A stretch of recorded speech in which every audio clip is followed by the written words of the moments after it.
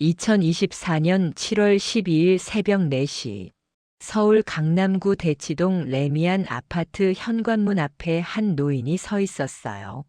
이영순 68세. 떨리는 손으로 현관문 비밀번호를 눌렀어요. 삐삐삐. 빨간 불이 깜빡였어요. 이상하네. 영수는 다시 한번 천천히 번호를 입력했어요. 0815 남편 기일이었어요. 평생 잊을 수 없는 숫자였죠. 삐, 삐, 삐, 또다시 빨간 불.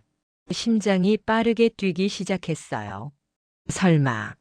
영순의 입술이 바짝 말랐어요. 손에 든 비닐봉지가 바스락거렸어요. 새벽 사우나에서 받아온 작은 수건과 비누, 그리고 편의점에서 산 삼각김밥 2개가 들어있었어요. 오늘로 사흘째였어요. 집에 못 들어간 지. 영수는 벽에 등을 기대고 천천히 주저앉았어요. 차가운 대리석 바닥이 엉덩이를 파고들었지만 아무 느낌이 없었어요. 내 집인데. 목소리가 떨렸어요. 50억짜리 이 아파트는 분명 영순의 집이었어요. 아니, 정확히는 6개월 전까지 영순의 집이었어요. 지금은 며느리 정혜진의 집이었죠. 영순이 직접 증여해준 집이었어요. 어머님 평생 모실게요. 혜진의 그 말을 믿었던 자신이 너무 바보 같았어요. 복도 끝에서 엘리베이터 소리가 들렸어요. 영수는 황급히 일어섰어요. 이웃 사람들을 마주치고 싶지 않았어요. 계단으로 향했어요. 한층 한층 내려가는 발걸음이 무거웠어요. 로비로 나왔어요.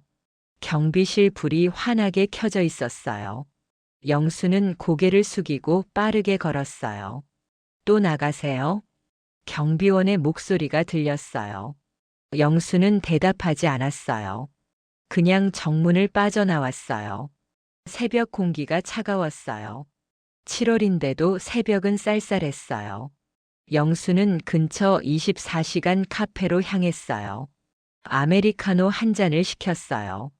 구석 자리에 앉아 핸드폰을 꺼냈어요. 아들 준호에게 전화를 걸었어요. 신호음이 길게 울렸어요. 한참 만에 목소리가 들렸어요. 엄마, 새벽에 왜 그래요? 준호의 목소리는 짜증이 섞여 있었어요. 준호야, 엄마가 집에 못 들어가. 비밀번호가 바뀌었어. 그게 무슨 소리예요? 혜진이가 비밀번호를 바꿨나 봐. 엄마가 사흘째 집에 못 들어가고 있어. 잠시 침묵이 흘렀어요. 엄마, 혜진이한테 전화해 봤어요? 전화를 받질 않아. 문자도 안 읽어. 에이, 설마요. 뭔가 오해가 있는 거 아니에요? 제가 혜진이한테 전화해 볼게요. 준호야, 엄마 좀 데리러 와줄 수 없니? 엄마, 저 지금 부산이에요. 출장 중이라고요. 이따 서울 올라가면 연락할게요. 뚝. 전화가 끊겼어요. 영수는 핸드폰을 내려다봤어요. 화면에 비친 자신의 얼굴이 초라했어요. 백발이 헝클어져 있었고 눈가에 주름이 깊게 파여 있었어요. 이게 내 모습이구나. 영수는 긴 한숨을 내쉬었어요. 이제 이야기가 시작됩니다. 끝까지 함께 하시려면 구독과 좋아요 잊지 마세요. 일부 믿음의 시작. 이야기는 1년 전으로 거슬러 올라가요. 2023년 6월. 영순의 남편 이철수가 세상을 떠났어요. 폐암이었어요. 담배를 평생 피운 대가였죠. 장례식장은 조문객들로 붐볐어요. 철수는 건설 회사를 운영했던 사람이었어요. 은퇴한 지 5년이 지났지만 업계 사람들이 많이 왔어요. 영수는 상주석에 앉아 고개를 숙이고 있었어요. 눈물이 다 말랐어요. 3개월간의 투병 기간 동안 이미 다 흘린 것 같았어요. 어머님, 물 좀 드세요. 며느리 혜진이 물컵을 건넸어요. 혜진은 장례 기간 내내 영순 곁을 지켰어요. 조문객 응대도 하고 식사 챙기는 것도 잊지 않았어요. 고맙구나, 혜진아. 영수는 물을 한 모금 마셨어요. 제가 해야 할 일인걸요. 너무 무리하지 마세요. 혜진의 목소리는 다정했어요. 33살. 준호보다 2살 어렸어요. 결혼한 지 5년째였죠. 혜진은 준호와 대학교 동아리에서 만났어요. 첫인상부터 영순 마음에 들었어요. 얼굴이 예쁘다거나 스펙이 좋아서가 아니었어요. 눈빛이 착했어요. 어머님, 저 잘할게요. 걱정하지 마세요. 처음 인사 왔을 때 혜진이 한 말이었어요. 그 말대로 혜진은 시집살이를 잘했어요. 명절에도 불평 없이 일했고 시부모님께 늘 공손했어요. 영수는 혜진이 기특했어요. 우리 며느리는 정말 착해. 철수도 혜진을 예뻐했어요. 준호가 복 타고났어. 저런 며느리 어디 흔하냐. 그런 철수가 떠났어요. 장례를 치르고 나니 집이 텅 비었어요. 50평 아파트가 너무 넓게 느껴졌어요. 혼자 있으니 숨소리마저 크게 들렸어요. 밤이 되면 공포가 찾아왔어요. 잠이 오지 않았어요. 뒤척이다 새벽 3시, 4시가 되면 그제야 겨우 잠들었어요. 그러던 어느 날이었어요. 초인종이 울렸어요. 어머님, 저예요. 혜진이었어요. 손에 큰 보따리를 들고 있었어요. 이게 다 뭐니? 반찬이요. 어머님 혼자 계시니까 제가 챙겨드려야죠. 혜진은 냉장고를 열고 반찬통을 하나씩 꺼냈어요. 멸치볶음, 콩나물 무침, 시금치나물, 된장찌개, 김치찌개. 이렇게 많이 가져왔어? 너희도 먹어야지. 저희는 괜찮아요. 준호 씨는 회식도 많고 저도 간단하게 먹어요. 혜진은 냉장고를 정리하며 말했어요. 어머님, 유통기한 지난 거 많네요. 이거 다 버려야겠어요. 아니야, 아까운데. 안 돼요. 배탈 나시면 어떡해요. 혜진은 단호했어요. 유통기한 지난 식품들을 모두 쓰레기 봉투에 담았어요. 어머님, 식사는 제때 하세요. 안 그러면 건강 나빠져요. 그래, 알았어. 영수는 고마웠어요. 혜진이 돌아간 뒤 냉장고를 열어봤어요. 반찬통들이 가지런히 정리되어 있었어요. 착한 애야. 영수는 김치찌개를 데워 먹었어요. 혼자 먹는 밥이었지만 그날은 좀 덜 외로웠어요. 그 뒤로 혜진은 일주일에 2~3번 찾아왔어요. 반찬을 가져오거나 청소를 도와주거나 그냥 이야기 상대가 되어 주었어요.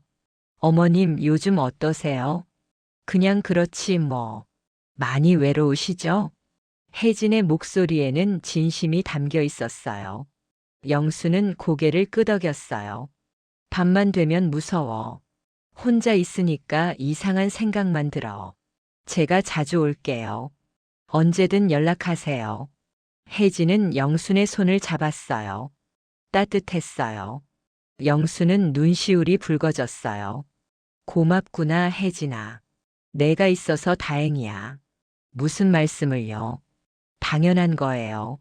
혜진은 환하게 웃었어요. 그 웃음이 영순에게는 비처럼 느껴졌어요. 한 달이 지났어요. 혜진의 방문 횟수는 더 늘어났어요. 일주일에 4번, 5번씩 왔어요. 어머님, 오늘 날씨 좋은데 산책 가실래요? 나 귀찮은데. 안 돼요. 집에만 계시면 우울해지세요. 같이 나가요. 혜진은 영순의 팔을 잡았어요. 2사람은 아파트 단지 내 산책로를 걸었어요. 저기 벤치에 앉아 계세요. 제가 커피 사올게요. 혜진은 편의점으로 달려갔어요. 곧 따뜻한 아메리카노를 들고 돌아왔어요. 어머님은 설탕 안 넣으시죠? 그래, 잘 알고 있네. 당연하죠. 며느린데요. 둘은 벤치에 나란히 앉아 커피를 마셨어요. 산책로에는 은행나무가 줄지어 서 있었어요. 바람에 나뭇잎이 살랑거렸어요. 혜진아, 네 어머님. 너 친정 부모님은 언제 돌아가셨니? 영순이 조심스럽게 물었어요. 혜진의 표정이 어두워졌어요. 제가 20살 때요.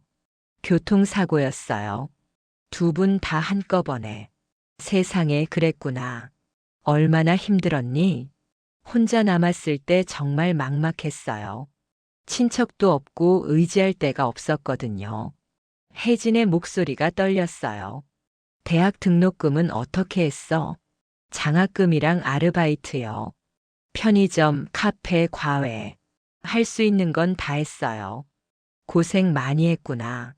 영수는 혜진의 손을 꼭 잡았어요. 괜찮아요. 다 지나간 일이에요. 그리고 지금은 어머님이 계시잖아요. 혜진이 미소 지었어요. 영순의 가슴이 뭉클했어요. 이 아이도 부모 그리움이 크겠구나. 나라도 친정엄마처럼 잘해줘야지. 그날 이후 영순의 마음속에서 혜진의 자리는 더 커졌어요. 며느리가 아니라 딸처럼 느껴졌어요. 어느 날 혜진이 물었어요. 어머님 허리 아프시다고 하셨죠? 응, 아침에 일어날 때 특히 그래. 병원 가보셨어요? 가긴 갔는데 노화래. 나이 들면 다 그런 거 아니겠어. 그래도 정밀 검사 한번 받아보세요. 제가 모시고 갈게요. 괜찮아, 내가 바쁜데. 아니에요. 어머님 건강이 제일 중요해요. 혜진은 다음 날 큰 병원 정형외과 예약을 잡았어요. 직접 차를 몰고 와서 영순을 병원에 데려갔어요. 여기 앉아 계세요. 제가 접수하고 올게요. 혜진은 분주하게 움직였어요. 접수하고 수납하고 검사실 찾아가고. 영수는 그런 혜진을 보며 생각했어요. 친딸도 이렇게까지 안 해줄 텐데. 검사 결과 디스크 초기였어요. 물리치료 받으시면 좋아질 거예요. 의사가 말했어요. 어머님 물리치료 예약할게요. 일주일에 2번씩 다니셔야 해요. 내가 혼자 갈 수 있어. 아니에요. 제가 모시고 다닐게요. 혜진은 고집을 부렸어요. 정말로 그 뒤 한 달 동안 혜진은 일주일에 2번씩 영순을 병원에 데려다 줬어요.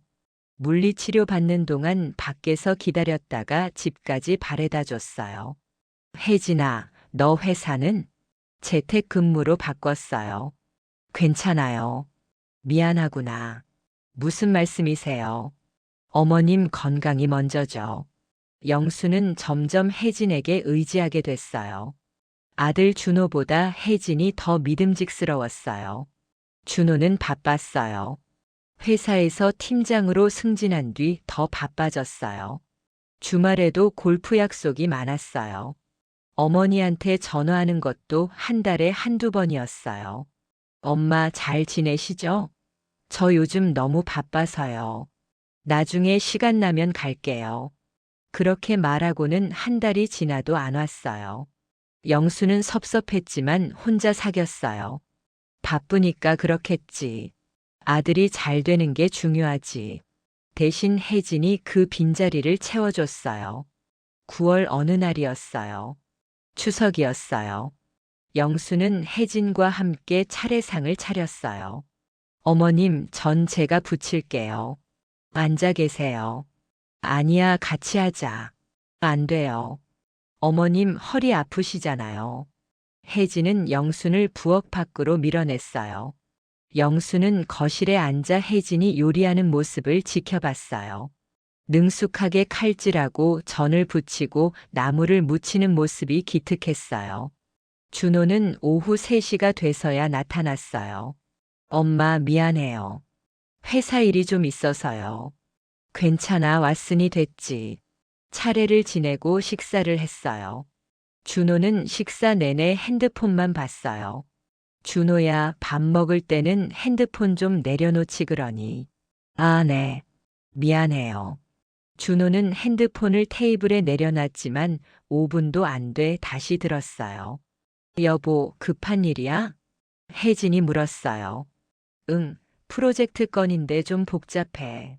오늘 명절인데. 알아, 미안해. 식사가 끝나자 준호가 말했어요. 엄마, 저 먼저 갈게요. 내일 아침 일찍 출근해야 해서요. 벌써? 좀 이따 가지. 다음에 올게요.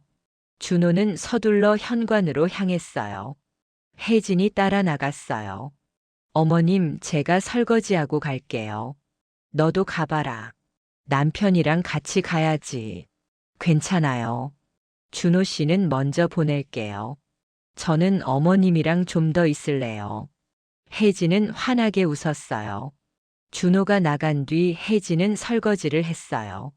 영수는 그런 혜진을 보며 생각에 잠겼어요. 준호는 바쁘다고 가고 혜진이는 남아서 설거지를 하네. 정말 기특한 며느리야. 설거지를 마친 혜진이 거실로 나왔어요. 어머님, 차 한잔 하실래요? 그래, 좋지. 혜진은 녹차를 우려왔어요. 두 사람은 소파에 나란히 앉아 차를 마셨어요. 혜진아. 네, 어머님. 너 정말 고맙구나. 내가 없었으면 나 어떻게 살았을까? 영순의 목소리가 떨렸어요. 무슨 말씀을요? 당연한 거예요. 아니야. 요즘 며느리들 다 너처럼 안 해. 너는 정말 특별해. 어머님. 혜진의 눈가가 촉촉해졌어요. 사실 말이야. 영수는 잠시 망설이다 입을 열었어요. 나 요즘 생각이 많아. 이 넓은 집에 나 혼자 살기가 좀 그래. 어머님 외로우시죠? 그래. 그리고 말이야. 언젠가 내가 아프거나 하면 어떻게 하나 걱정도 돼. 저 있잖아요. 걱정하지 마세요. 그래서 말인데. 영수는 혜진의 손을 잡았어요. 이 집을 내 명의로 해줄까 생각 중이야. 혜진의 눈이 커졌어요. 어머님, 그게 무슨 말씀이세요? 증여 말이야. 어차피 나중에 너희 재산 될 거고 미리 해주는 게 나을 것 같아서. 안 돼요, 어머님. 그럴 수 없어요. 혜진은 고개를 저었어요. 왜? 너 의지할 데 없다고 했잖아. 내 명의로 해두면 너도 마음 편하잖아. 하지만 저 그럴 자격 없어요. 무슨 소리야? 넌 충분히 자격 있어. 요 몇 달 동안 나 얼마나 잘 챙겨줬는데. 영수는 진심이었어요. 혜진은 눈물을 글썽였어요. 어머님, 정말 괜찮으세요?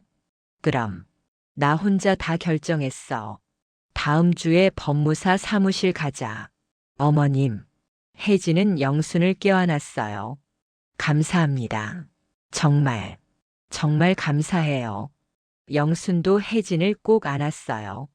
이 아이가 내 노후를 책임져 줄 거야. 잘한 결정이야. 영수는 확신했어요. 그날 밤 혜진이 돌아간 뒤 영수는 침대에 누워 천장을 바라봤어요.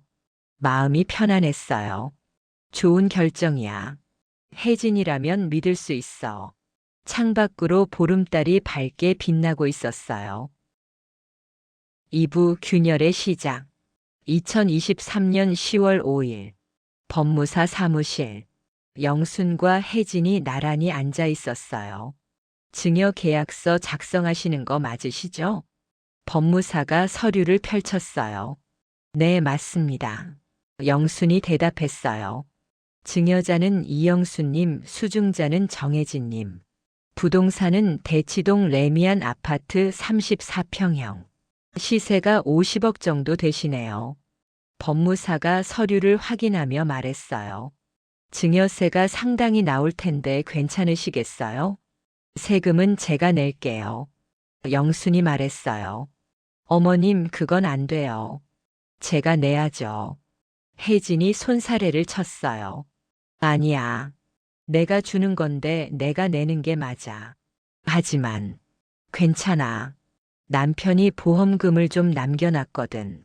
법무사가 서류를 넘기며 말했어요. 그리고 혹시 특약 사항 같은 거 넣으실 건 없으세요? 특약이요? 영순이 되물었어요. 예를 들면 증여 후 일정 기간 내에 이혼하거나 특정 상황이 발생하면 증여를 취소할 수 있다는 조항 같은 거요. 요즘은 많이 넣으시거든요. 법무사는 담담하게 설명했어요. 영수는 고개를 저었어요. 아니요. 그런 거 필요 없어요. 어머님, 그래도 혹시 모르니까. 혜진이 조심스럽게 말했어요. 됐어. 너 믿으니까 그런 거 필요 없어. 영수는 단호하게 말했어요. 법무사는 어깨를 으쓱했어요. 알겠습니다. 그럼 특약 없이 진행하겠습니다. 서류에 도장을 찍었어요. 영순과 혜진 둘 다 축하드립니다. 이제 이 부동산은 정혜진님 소유입니다. 법무사가 미소를 지었어요. 사무실을 나오는 길. 혜진은 계속 영순의 팔을 붙잡고 있었어요. 어머님 정말 감사해요. 평생 잊지 않을게요.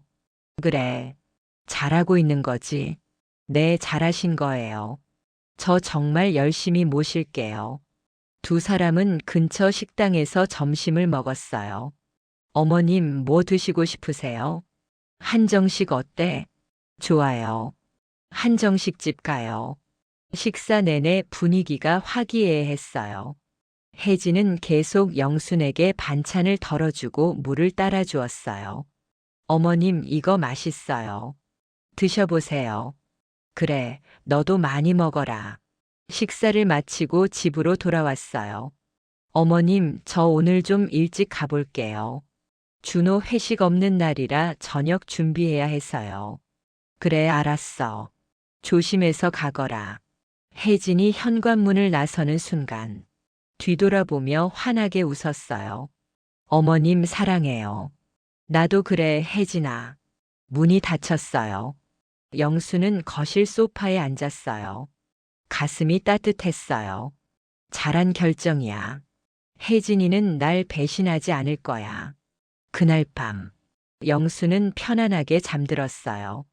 오랜만에 악몽 없는 밤이었어요. 2주가 지났어요. 영수는 문득 이상한 걸 느꼈어요. 혜진의 방문 횟수가 줄었어요. 일주일에 4~5번 오던 혜진이 이제는 일주일에 2번만 왔어요. 혜진아, 요즘 바쁘니? 아, 네. 회사 일이 좀 많아졌어요. 혜진은 웃으며 대답했어요.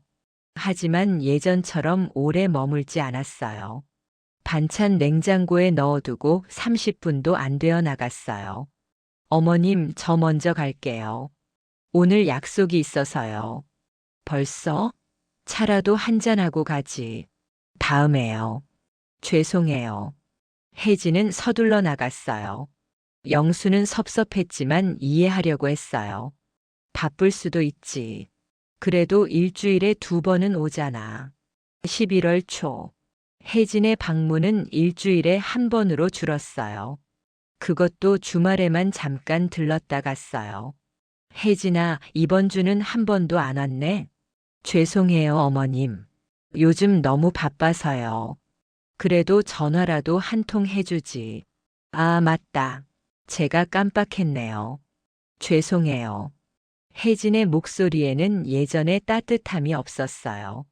뭔가 의무적으로 대답하는 것 같았어요. 영수는 불안해지기 시작했어요. 내가 너무 예민한 건가? 하지만 불안감은 점점 커졌어요. 12월이 되었어요. 혜진은 한 달에 2~3번만 왔어요. 그것도 30분 정도 머물다 갔어요. 어머님, 반찬 냉장고에 넣어뒀어요. 잘 드세요. 혜진아, 잠깐만. 이야기 좀 하고 가자. 저 오늘 급한 일이 있어서요. 다음에 천천히 이야기해요. 혜진은 현관문으로 향했어요. 혜진아. 영순이 조금 큰 목소리로 불렀어요. 혜진이 멈춰 섰어요. 왜요, 어머님? 목소리가 차가웠어요. 예전에는 다정하게 물었는데 지금은 귀찮다는 듯한 어조였어요. 요즘 무슨 일 있니? 없어요. 바쁜 것뿐이에요. 혜진아, 나한테 솔직하게 말해봐. 내가 뭘 잘못했니? 혜진은 한숨을 쉬었어요. 어머님, 아무것도 아니에요. 정말 바쁜 거예요. 오해하지 마세요. 그래도 죄송하지만 저 정말 가봐야 해요. 나중에 전화할게요. 혜진은 현관문을 열고 나갔어요. 영수는 혼자 남았어요. 거실이 텅 비어 보였어요. 내가 잘못 본 건가? 혜진이가 정말 바쁜 거겠지. 하지만 마음 한구석이 무거웠어요. 며칠 뒤, 영수는 혜진에게 전화를 걸었어요. 신호음이 길게 울렸어요. 받지 않았어요. 문자를 보냈어요. 혜진아, 엄마야. 요즘 어떻게 지내니? 보고 싶구나. 답장이 없었어요. 다음 날 오후에야 답장이 왔어요. 죄송해요, 어머님. 바빠서 못 봤어요. 다음 주에 갈게요. 짧고 건조한 문장이었어요. 영수는 불안했어요. 아들 준호에게 전화했어요. 준호야. 네, 엄마. 무슨 일이에요? 혜진이 요즘 어떠니? 많이 바쁘니? 글쎄요. 잘 모르겠는데요. 왜요? 요즘 엄마한테 잘 안 와. 전화도 잘 안 받고. 에이, 엄마. 혜진이 원래 바쁜 사람이에요. 너무 신경 쓰지 마세요. 그래도, 엄마, 저 지금 회의 들어가야 해서요. 나중에 전화할게요. 뚝. 전화가 끊겼어요. 영수는 핸드폰을 내려놨어요. 내가 너무 예민한 건가? 하지만 가슴 한구석이 답답했어요. 12월 말, 크리스마스 이브였어요. 영수는 혼자 집에 있었어요. 거실 창밖으로 눈이 내리고 있었어요. 아파트 단지에 크리스마스 장식이 반짝였어요. 영수는 소파에 앉아 TV를 보고 있었어요. 캐럴 음악이 흘러나왔어요. 혜진이는 준호랑 데이트하겠지. 전화를 걸고 싶었지만 참았어요. 방해하고 싶지 않았어요. 밤 9시가 되었어요. 초인종이 울렸어요. 혜진이구나. 영수는 부랴부랴 현관으로 갔어요. 문을 열었어요. 택배 기사였어요. 택배요. 아, 네. 영수는 택배를 받았어요. 아들이 보낸 건강식품이었어요. 준호는 선물이나 보내고 혜진이는 연락도 없네. 영수는 씁쓸했어요. 거실로 돌아와 핸드폰을 들었어요. 혜진에게 문자를 보냈어요. 혜진아, 메리 크리스마스. 잘 지내고 있지? 30분 뒤 답장이 왔어요. 네, 어머님. 메리 크리스마스요. 그게 전부였어요. 예전 같으면 어머님도 메리 크리스마스예요. 내일 갈게요. 이랬을 텐데. 영수는 핸드폰을 내려놓고 한숨을 쉬었어요. 뭔가 변했어. 분명히 변했어. 2024년 1월. 새해가 밝았어요. 설날이었어요. 영수는 아침 일찍 일어나 차례상을 준비했어요. 혼자서요. 예전 같으면 혜진이 와서 도와줬을 텐데. 오전 10시. 준호에게 전화가 왔어요. 엄마, 죄송한데 오늘 못 갈 것 같아요. 뭐? 설날인데? 혜진이가 친구들이랑 약속이 있대요. 제가 말렸는데 안 들어요. 그럼 너라도 와라. 엄마, 저도 혜진이 따라가야 해요. 친구들 남편들도 다 간대요. 준호야. 영순의 목소리가 떨렸어요. 미안해요, 엄마. 다음에 갈게요. 새해 복 많이 받으세요. 뚝. 전화가 끊겼어요. 영수는 차례상 앞에 혼자 앉았어요. 눈물이 흘렀어요. 내가 뭘 잘못한 거지? 밤이 되었어요. 영수는 혜진에게 전화를 걸었어요. 받지 않았어요. 문자를 보냈어요. 혜진아, 설날인데 인사도 없니? 엄마 서운해. 1시간 뒤 답장이 왔어요. 죄송해요. 바빴어요. 새해 복 많이 받으세요. 차갑고 짧은 문장. 영수는 핸드폰을 던지고 싶었어요. 하지만 참았어요. 소파에 앉아 눈물을 흘렸어요. 내가 집을 준 게 잘못이었나?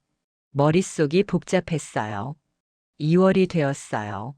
혜진은 한 달에 한 번도 오지 않았어요. 전화도 문자도 없었어요. 영순이 먼저 연락해야 겨우 답장이 왔어요. 어머님 죄송해요. 바빠서요. 같은 말의 반복이었어요. 영수는 견딜 수 없었어요. 혜진의 집으로 직접 찾아갔어요. 초인종을 눌렀어요. 한참 뒤 문이 열렸어요. 혜진이 나왔어요. 머리가 헝클어져 있었고 얼굴에는 화장기가 없었어요. 어머님, 왜 오셨어요? 목소리가 차가웠어요. 혜진아, 너 요즘 왜 그러니? 뭐가요? 연락도 안 하고 엄마한테도 안 오고. 무슨 일 있는 거 아니니? 혜진은 한숨을 쉬었어요. 어머님 바쁘다고 했잖아요. 그래도 이렇게까지 연락을 안 하니? 죄송하지만 저 지금 집에 일이 있어요. 들어가 볼게요. 혜진은 문을 닫으려 했어요. 영순이 문을 붙잡았어요. 혜진아, 엄마한테 뭔가 불만 있으면 말해봐. 내가 고칠게. 혜진의 눈빛이 차갑게 변했어요. 어머님, 목소리가 낮아졌어요. 저 정말 바빠요. 계속 이러시면 곤란해요. 뭐? 영수는 믿을 수 없었어요. 이게 그 착했던 혜진이 할 말인가. 어머님 죄송하지만 이제 그만 가주세요. 제발요. 혜진은 영순의 손을 떼어냈어요. 그리고 문을 닫았어요. 쾅. 영수는 닫힌 문 앞에 서 있었어요. 온몸이 떨렸어요. 이게 뭐지? 엘리베이터를 타고 내려왔어요. 로비를 지나 밖으로 나왔어요. 찬바람이 얼굴을 때렸어요. 영수는 멍하니 걸었어요. 내가 뭘 잘못한 거지? 집을 줬는데 왜 이러는 거지? 머릿속이 하얘졌어요. 집에 돌아와 소파에 주저앉았어요. 눈물이 멈추지 않았어요. 그날 밤, 영수는 잠들지 못했어요. 천장을 바라보며 생각했어요. 혹시 집이 목적이었던 걸까? 아니라고 믿고 싶었어요.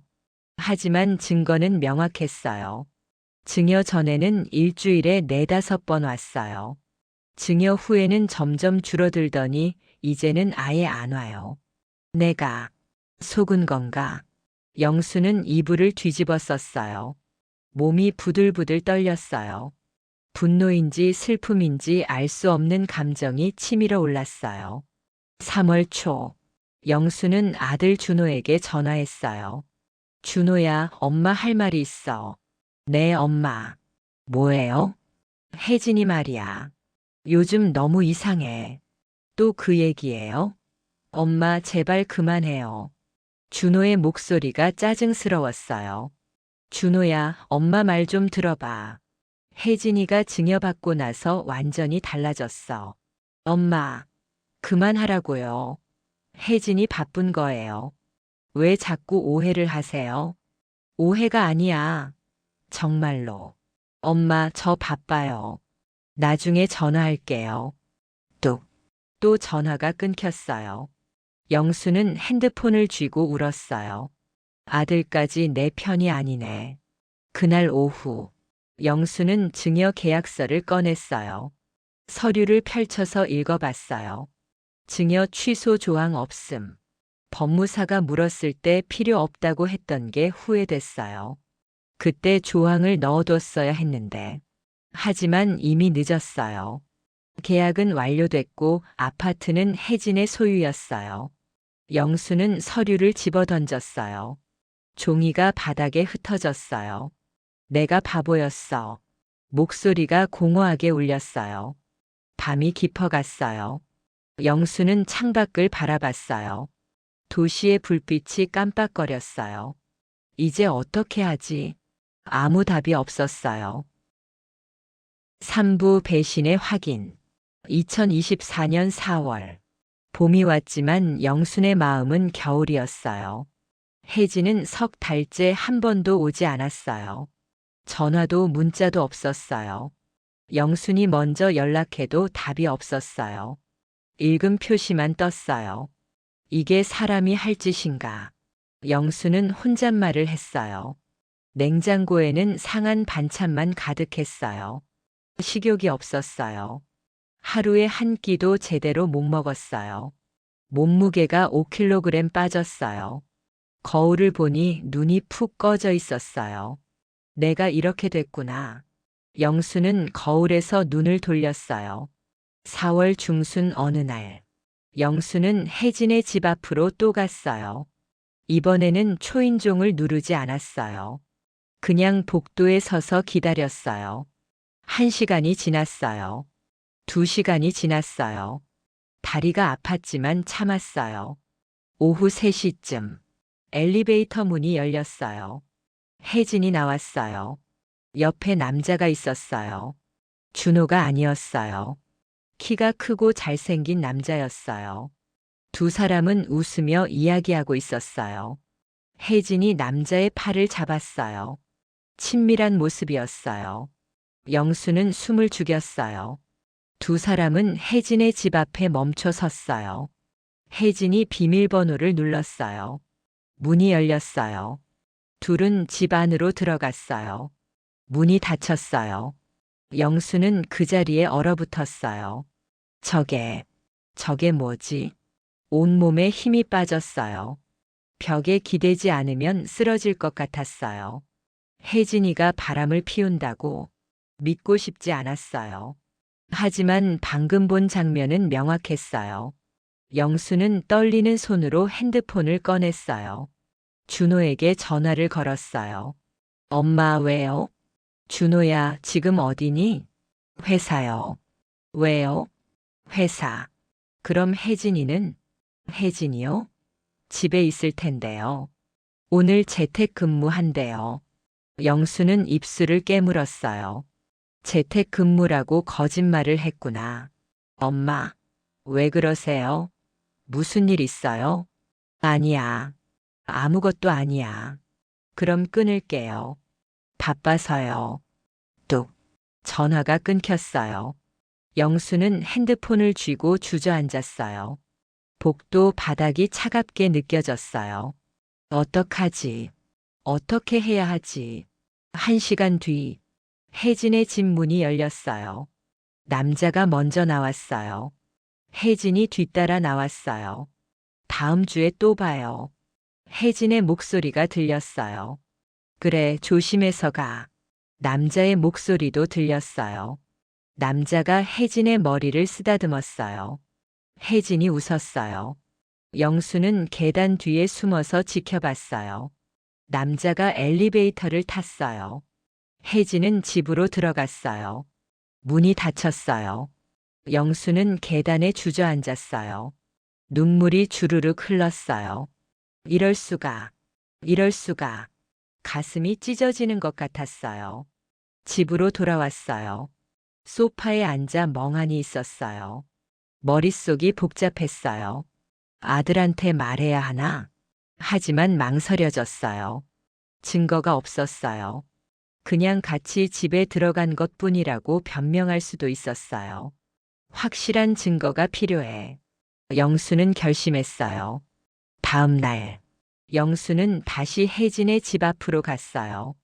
이번에는 복도 구석에 숨어서 기다렸어요. 오후 2시, 혜진이 집에서 나왔어요. 영수는 조심스럽게 따라갔어요. 혜진은 근처 카페로 들어갔어요. 영순도 카페에 들어갔어요. 구석 자리에 앉아 혜진을 지켜봤어요. 혜진은 창가 자리에 앉았어요. 핸드폰을 보며 무언가를 기다리고 있었어요. 10분 뒤, 어제 그 남자가 들어왔어요. 혜진의 얼굴이 환해졌어요. 여기, 혜진이 손을 흔들었어요. 남자가 다가와 앉았어요. 두 사람은 마주보며 이야기했어요. 웃음소리가 들렸어요. 혜진이 남자의 손을 잡았어요. 테이블 위에서요. 숨기지도 않았어요. 영수는 핸드폰을 꺼냈어요. 몰래 사진을 찍었어요. 손이 떨려서 흔들렸지만 그래도 찍었어요. 손잡은 장면, 얼굴 마주보고 웃는 장면, 남자가 혜진의 볼을 쓰다듬는 장면, 모두 찍었어요. 1시간 뒤, 두 사람이 일어났어요. 영순도 황급히 자리에서 일어났어요. 계산대 쪽으로 가려다 멈췄어요. 두 사람이 카페 밖으로 나가는 게 보였어요. 영수는 돈을 던지듯 계산하고 밖으로 나갔어요. 두 사람은 골목으로 들어갔어요. 영수는 멀찍이 떨어져서 따라갔어요. 골목 안쪽에 작은 모텔이 있었어요. 두 사람은 모텔 안으로 들어갔어요. 영수는 그 자리에 얼어붙었어요. 정말이구나. 정말 바람을 피우고 있었어. 다리에 힘이 풀렸어요. 전봇대를 붙잡고 겨우 서 있었어요. 눈물이 주체할 수 없이 흘렀어요. 내가 집까지 준 사람이. 목이 메었어요. 1시간을 그 자리에 서 있었어요. 두 사람이 나올 때까지. 모텔에서 나온 혜진은 머리가 조금 흐트러져 있었어요.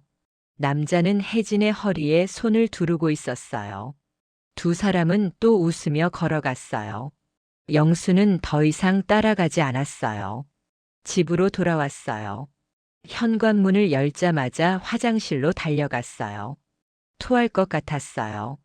변기에 엎드려 한참을 울었어요. 왜 나한테 이러는 거야?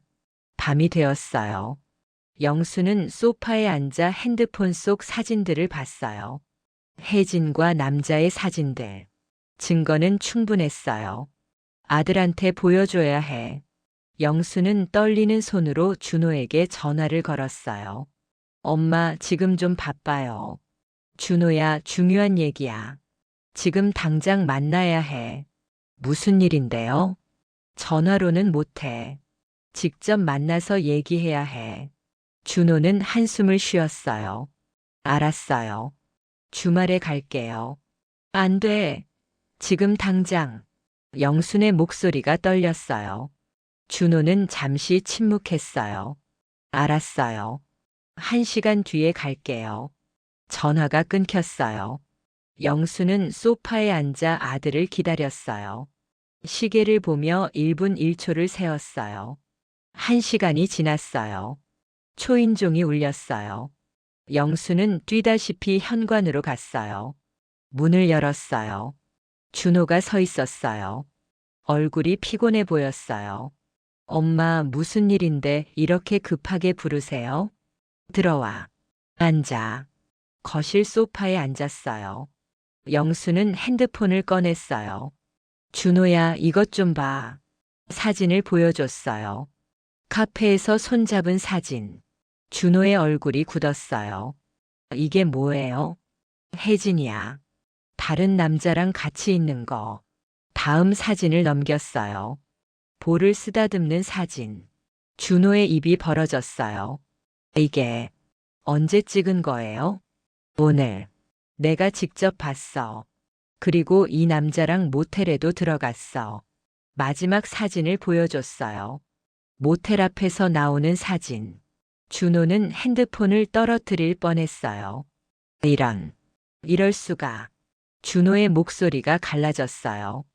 영수는 아들의 어깨를 잡았어요. 준호야, 미안해. 엄마가 직접 확인했어야 했는데. 엄마. 준호의 눈에 눈물이 고였어요. 혜진이가 정말 바람을 피운 거예요? 그래. 엄마가 직접 봤어. 확실해. 준호는 고개를 떨어뜨렸어요. 손으로 얼굴을 가렸어요. 어깨가 떨렸어요. 울고 있었어요. 영수는 아들을 안아줬어요. 울어도 돼. 괜찮아. 준호는 한참을 울었어요. 영순도 함께 울었어요. 두 사람은 한참 동안 말이 없었어요. 준호가 먼저 입을 열었어요. 엄마, 저 어떻게 해야 해요? 목소리가 떨렸어요. 증거를 더 모아야 해. 이혼할 거잖아. 이혼. 준호는 그 단어를 되뇌었어요. 그래. 이혼해야지. 이런 여자랑 어떻게 살아? 영순의 목소리는 단호했어요. 준호는 고개를 끄덕였어요. 엄마 말이 맞아요. 이혼해야겠어요. 그런데 준호야. 영수는 진지하게 말했어요. 집 문제가 있어. 엄마가 혜진이한테 증여해버렸잖아. 아, 준호는 머리를 감싸 쥐었어요. 어떻게 하죠? 그 집이 50억인데. 변호사를 만나봐야 해. 증여 취소가 가능한지. 취소가 될까요? 모르겠어. 해봐야 알지. 내일 당장 변호사 사무실 가자. 준호는 고개를 끄덕였어요. 알겠어요, 엄마.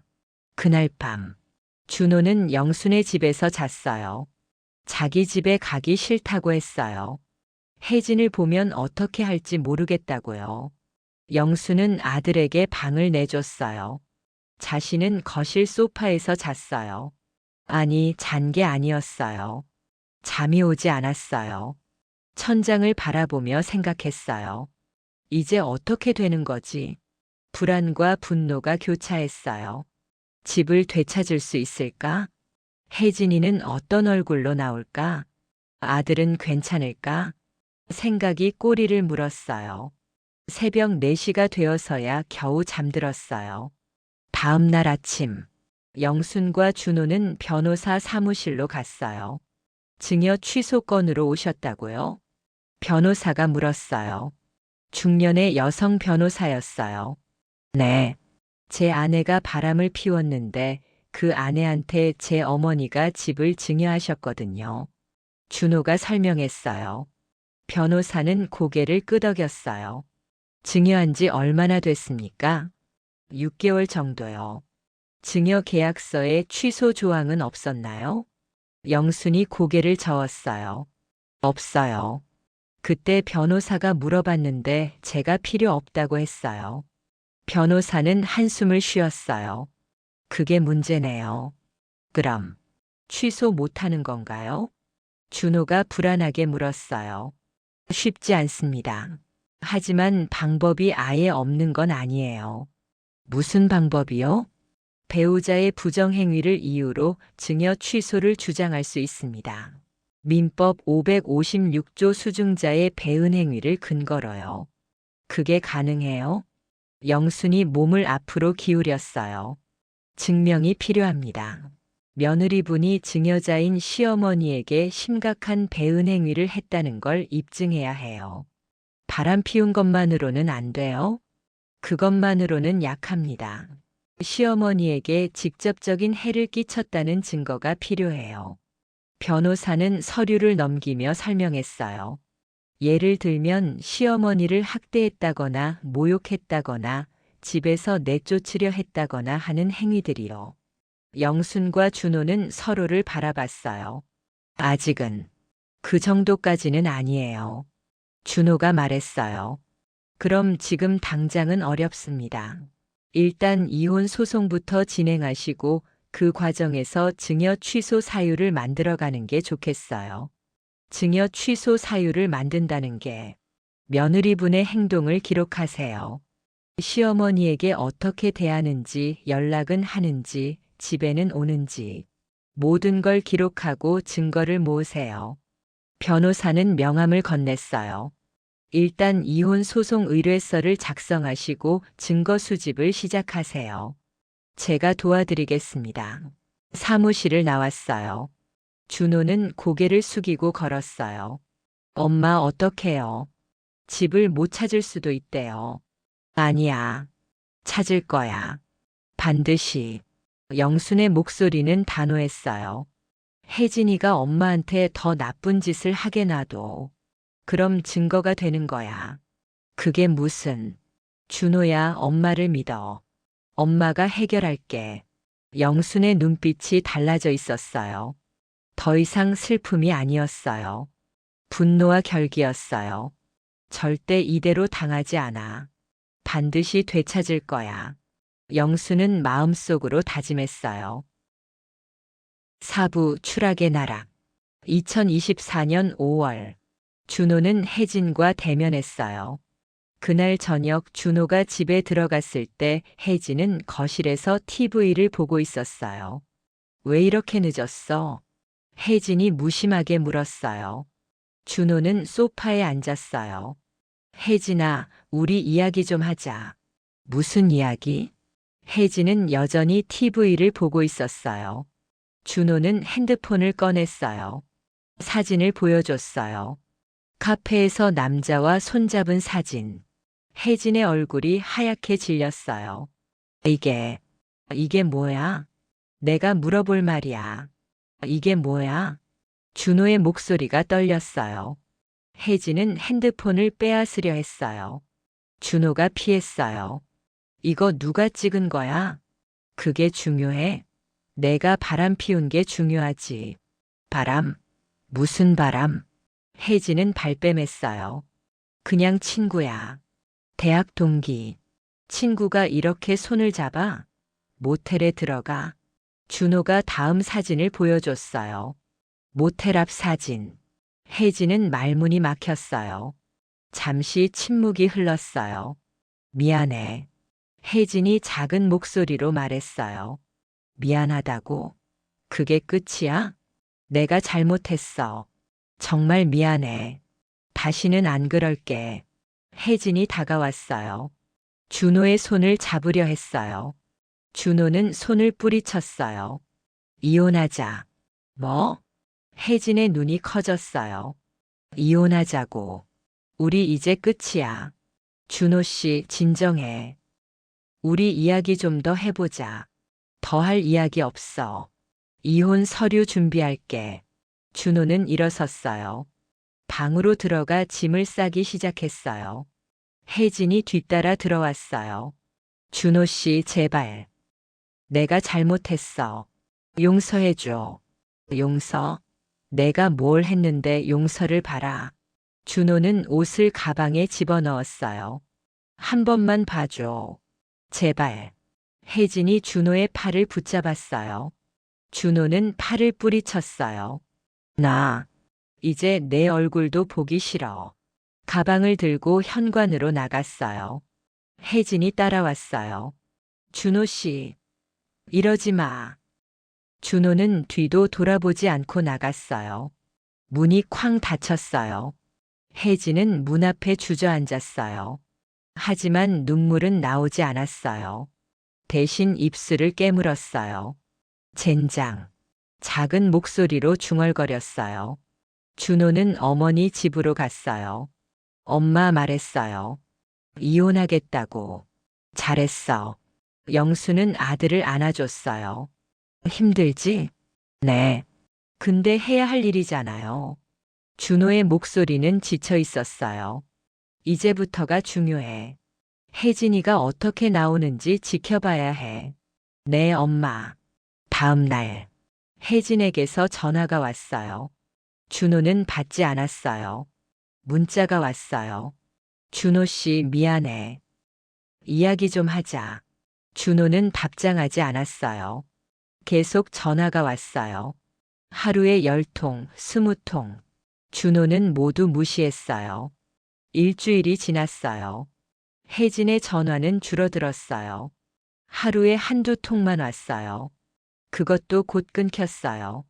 2주가 지났을 때 혜진에게서 문자가 왔어요. 이혼하고 싶으면 해. 대신 조건이 있어.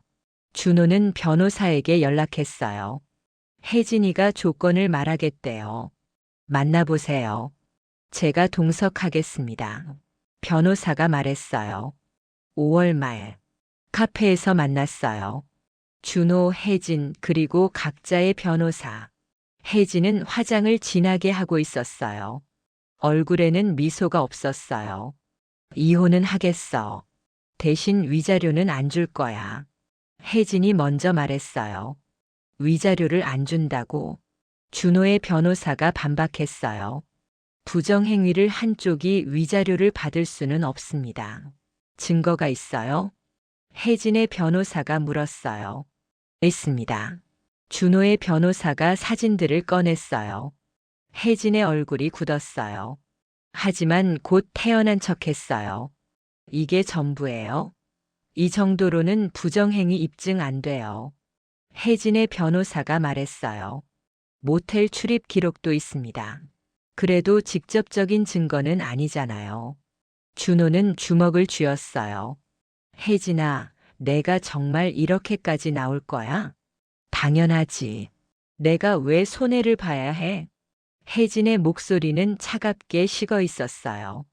예전에 그 다정한 며느리가 아니었어요. 그리고 말이야. 혜진이 덧붙였어요. 어머님한테 받은 아파트는 내 거야. 그건 건드릴 생각하지 마. 뭐? 준호가 벌떡 일어섰어요. 그 집은 우리 엄마 집이야. 아니야. 증여받은 내 집이야. 법적으로 내 소유라고. 혜진은 팔짱을 꼈어요. 그리고 어머님은 앞으로 그 집에 못 들어와. 내가 비밀번호 바꿨거든. 이 여자가 정말. 준호가 테이블을 쳤어요. 컵이 쓰러지며 물이 쏟아졌어요. 진정하세요. 준호의 변호사가 말렸어요. 증여 취소 소송을 제기하겠습니다. 준호의 변호사가 혜진을 똑바로 바라보며 말했어요. 해봐요. 어차피 안 될걸요. 혜진은 비웃었어요. 증여 계약서에 취소 조항 없잖아요. 제가 확인했어요. 준호는 말문이 막혔어요. 혜진은 가방을 들고 일어섰어요. 이혼 서류 보내면 서명할게. 대신 위자료는 없어. 그리고 아파트는 절대 안 돼. 혜진은 카페를 나갔어요. 준호는 주저앉았어요. 이럴 수가. 변호사가 준호의 어깨를 두드렸어요. 포기하지 마세요. 방법을 찾을 겁니다. 6월 초, 영수는 다시 자신의 아파트 앞으로 갔어요. 자신의 집이었던 곳. 비밀번호를 눌렀어요. 삐삐삐. 역시나 빨간 불. 문이 열리지 않았어요. 영수는 초인종을 눌렀어요. 한참 뒤 인터폰에서 혜진의 목소리가 들렸어요. 누구세요? 나야 혜진아. 엄마야. 잠시 침묵. 어머님 무슨 일이세요? 목소리가 차가웠어요. 집에 들어가야 할 것 같아서. 내 물건들도 있고. 나중에 택배로 보내드릴게요. 혜진아, 문 좀 열어줘. 잠깐만 들어갈게. 안 돼요. 지금 집에 사람이 있어서요. 사람? 무슨 사람? 어머님이 알 필요 없어요. 영순의 가슴이 철렁했어요. 혜진아, 그게 무슨 말이야? 어머님, 이제 그만 가주세요. 계속 이러시면 경비 부를 거예요. 뭐? 이 집은 이제 제 집이에요. 어머님 집이 아니고요. 혜진의 목소리는 냉정했어요. 내가 내 돈으로 산 집인데. 영순의 목소리가 커졌어요. 증여하신 거잖아요. 이제 제 거예요. 혜진아, 제발. 문 좀 열어줘. 영순의 목소리가 떨렸어요. 대답이 없었어요. 인터폰이 꺼졌어요. 영순은 문을 두드렸어요. 혜진아, 혜진아. 복도에 소리가 울렸어요. 옆집 문이 열렸어요. 뭐 하시는 거예요? 시끄러워요. 이웃이 불평했어요. 죄송합니다. 영수는 고개를 숙였어요. 이웃은 문을 쾅 닫았어요. 영수는 문 앞에 주저앉았어요. 이럴 수가. 내 집인데. 눈물이 주르륵 흘렀어요. 1시간을 그렇게 앉아 있었어요. 문은 열리지 않았어요. 결국 영수는 일어났어요. 비틀거리며 엘리베이터로 갔어요. 로비로 내려왔어요. 경비실 앞을 지나는데 경비원이 불렀어요. 저기요. 영순이 돌아봤어요. 네. 혹시 몇 호 사시는 분이세요? 34층이요. 왜요? 경비원은 난처한 표정을 지었어요. 사실은 34층에서 연락이 왔어요. 어떤 노인분이 자꾸 찾아오면 못 들어오게 해달라고요. 영수는 숨이 막혔어요. 그게 나예요? 죄송합니다. 저도 어쩔 수가 없어서요. 경비원은 미안한 표정이었어요. 그 집이 제 집인데요. 제가 증여해 준 거예요. 그래도 지금 명의가 34층 거주자 분이시잖아요. 제가 어떻게 해드릴 수가 없어요. 영수는 더 이상 말할 수 없었어요. 아파트를 빠져나왔어요. 밖으로 나오니 햇살이 따가웠어요. 6월의 뜨거운 햇살. 하지만 영순의 온몸은 얼어붙어 있었어요. 내가 내 집에서 쫓겨났어. 현실이 믿기지 않았어요. 영수는 근처 공원 벤치에 앉았어요. 사람들이 지나갔어요. 어린아이를 데리고 산책하는 엄마, 손잡고 걷는 노부부, 강아지를 산책시키는 젊은이.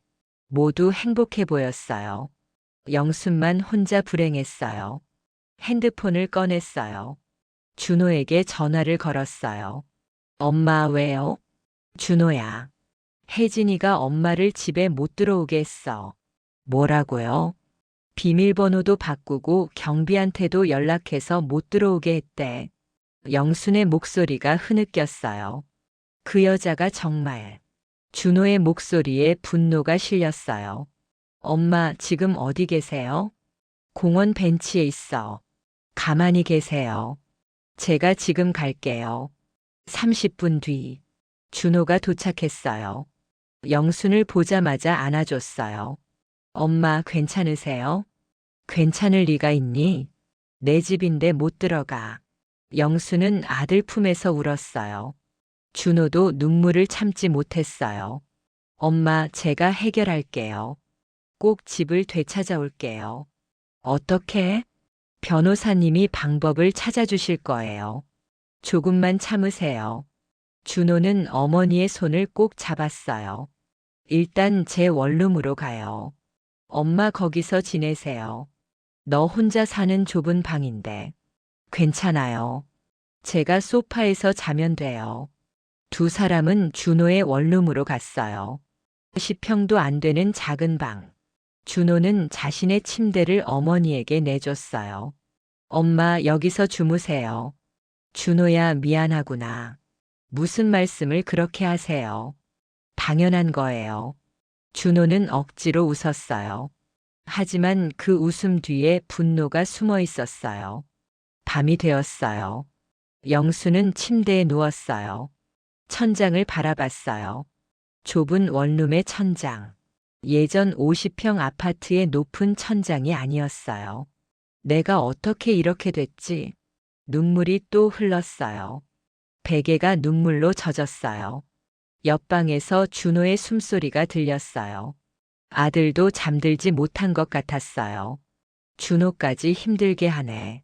영수는 이불을 뒤집어 썼어요. 긴긴 밤이었어요. 6월 중순.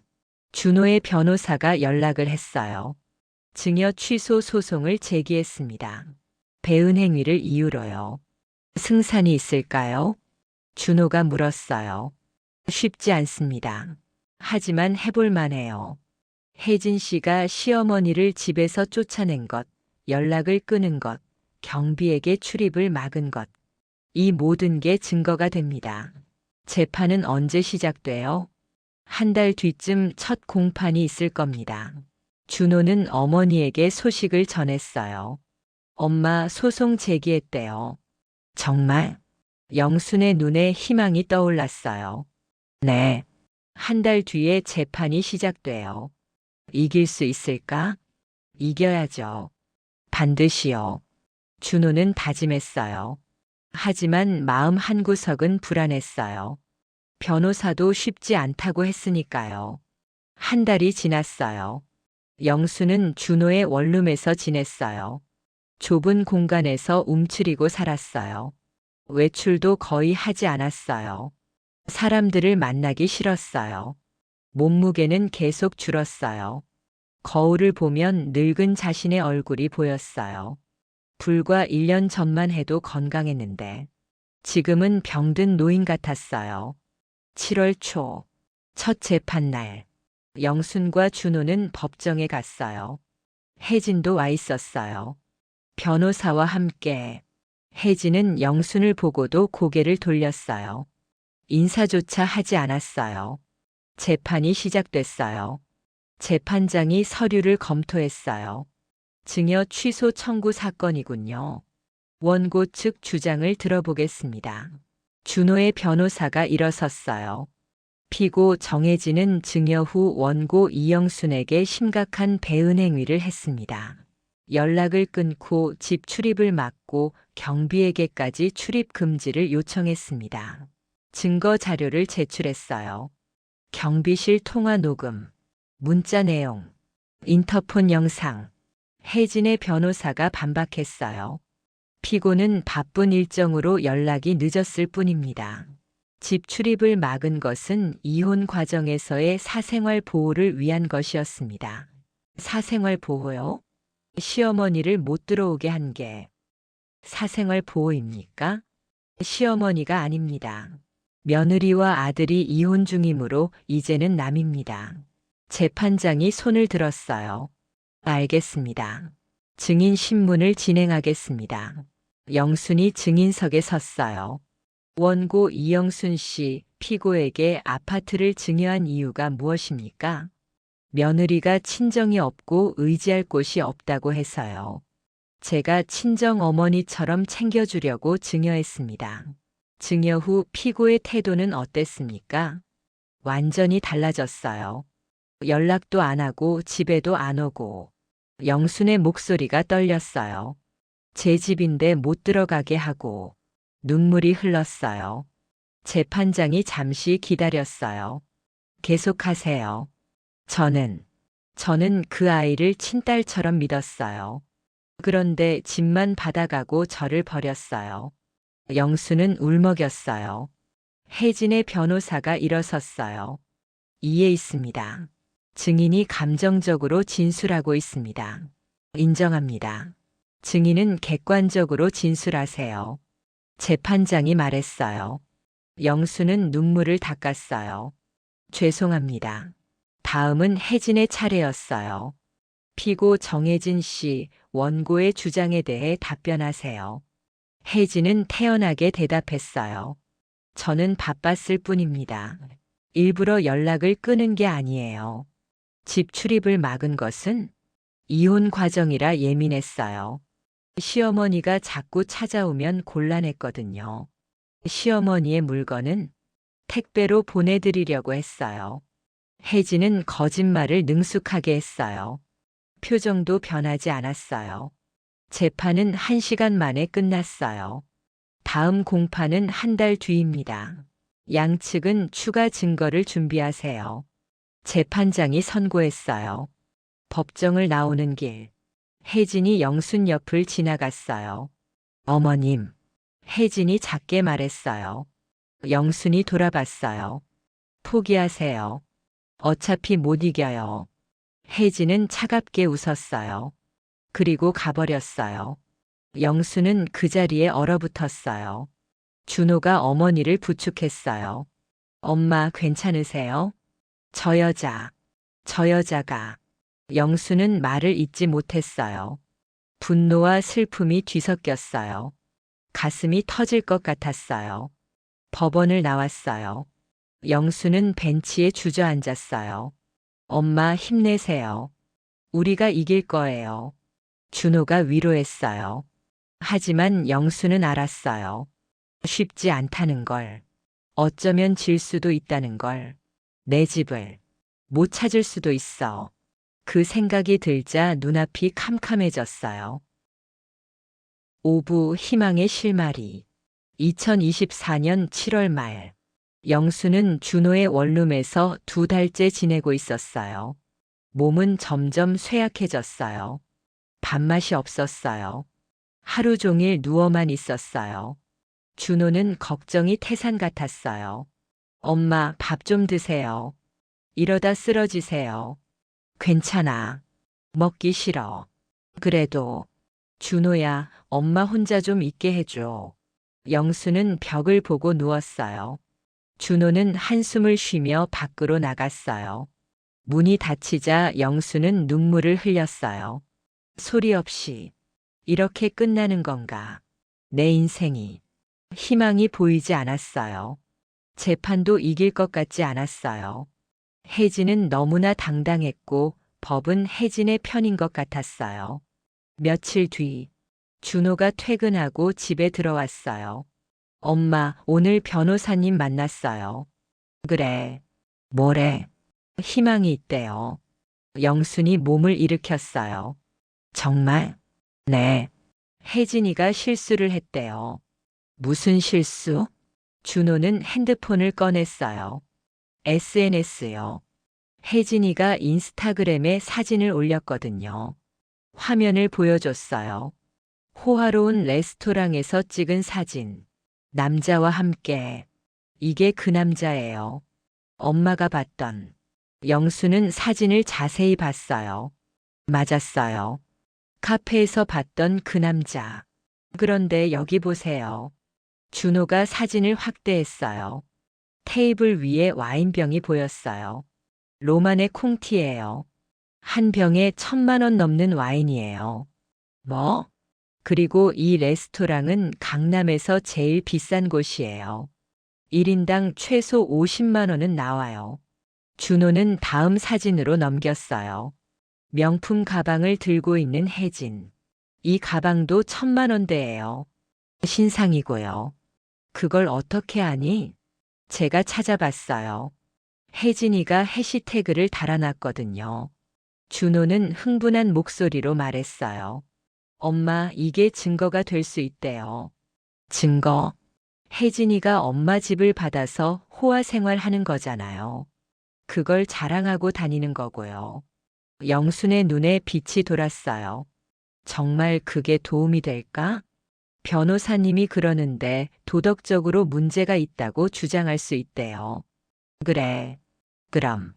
영수는 처음으로 희망을 느꼈어요. 엄마, 포기하지 마세요. 우리 꼭 이길 거예요. 준호는 어머니의 손을 꼭 잡았어요. 다음 날, 변호사 사무실. 준호와 영순이 찾아갔어요. SNS 증거는 좋습니다. 하지만 이것만으로는 부족해요. 변호사가 말했어요. 더 필요한 게 뭔가요? 직접적인 배은행위 증거요. 예를 들면 혜진 씨가 시어머니를 모욕하거나 학대한 증거. 그런 건 없는데요. 준호가 고개를 저었어요. 변호사는 잠시 생각하더니 입을 열었어요. 한 가지 방법이 있긴 합니다. 뭔데요? 시어머니께서 직접 혜진 씨를 만나보세요. 그리고 녹음하세요. 녹음을? 네. 혜진 씨가 어떻게 나오는지, 시어머니를 어떻게 대하는지, 그걸 증거로 쓸 수 있어요. 영수는 망설였어요. 제가 혜진이를 만나야 한다고요? 네. 힘드시겠지만 이게 가장 확실한 방법입니다. 영수는 준호를 봤어요. 준호가 고개를 끄덕였어요. 엄마 할 수 있으세요? 영수는 잠시 고민했어요. 그리고 결심했어요. 할게요. 해야죠. 잘 생각하셨습니다. 제가 준비해 드릴게요. 변호사는 작은 녹음기를 꺼냈어요. 이걸 5단에 숨기세요. 자동으로 녹음됩니다. 영수는 녹음기를 받았어요. 작고 가벼웠어요. 그리고 혜진 씨를 자극하세요. 감정적으로 만드세요. 그래야 본심이 나와요. 자극을. 어떻게요? 집 얘기를 하세요. 증여한 것을 후회한다고 배신감을 느낀다고. 그러면 혜진 씨도 반응할 겁니다. 영수는 고개를 끄덕였어요. 가슴이 두근거렸어요. 두려움과 기대가 섞였어요. 8월 초, 영수는 혜진에게 연락했어요. 문자를 보냈어요. 혜진아, 엄마야. 너랑 꼭 만나서 이야기하고 싶어. 마지막으로 한 번만 만나주지 않겠니? 1시간 뒤, 혜진에게서 답장이 왔어요. 무슨 얘기인데요? 전화로는 못해. 만나서 얘기하자. 바빠요. 제발. 한 번만. 30분만 시간 내줘. 잠시 뒤. 내일 오후 2시. 역 앞 카페. 짧은 답장이 왔어요. 영수는 준호에게 보여줬어요. 엄마, 괜찮으시겠어요? 해야지. 다른 방법 없잖아. 제가 근처에서 기다리고 있을게요. 혹시 모르니까. 고마워, 준호야. 다음 날. 영수는 녹음기를 불에 지어 안쪽에 숨겼어요. 옷 위로는 보이지 않았어요. 준호가 확인했어요. 잘 숨겨졌어요. 작동도 잘 되고요. 알겠어. 엄마 조심하세요. 너무 무리하지 마시고요. 응. 영수는 카페로 향했어요. 오후 2시. 혜진은 이미 와 있었어요. 창가 자리에 앉아 핸드폰을 보고 있었어요. 영수는 심호흡을 하고 다가갔어요. 혜진아. 혜진이 고개를 들었어요. 앉으세요. 차갑고 건조한 목소리였어요. 영수는 마주보고 앉았어요. 뭐 마실래? 됐어요. 빨리 용 것만 말씀하세요. 혜진은 시계를 봤어요. 영수는 가슴이 아팠어요. 예전 같으면 어머님 뭐 드실래요? 제가 시킬게요 했을 텐데. 혜진아, 우리 이야기 좀 하자. 무슨 얘기요? 너 왜 이렇게 변했니? 혜진은 한숨을 쉬었어요. 어머님, 저 안 변했어요. 원래 이랬어요. 뭐? 어머님이 착각하신 거예요. 제가 착한 며느리인 줄. 혜진의 목소리는 차가웠어요. 영수는 참았어요. 감정을 억눌렀어요. 그럼, 처음부터 다 거짓말이었어? 거짓말까지는 아니고, 그냥 연기한 거죠. 연기? 네. 어머님한테 잘 보여야 집을 받을 수 있으니까요. 혜진은 태연하게 말했어요. 영수는 손을 꽉 쥐었어요. 녹음되고 있다는 걸 기억했어요. 더 이야기를 이끌어내야 했어요.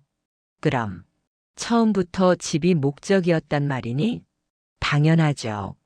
50억짜리 아파트인데요. 혜진은 비웃었어요.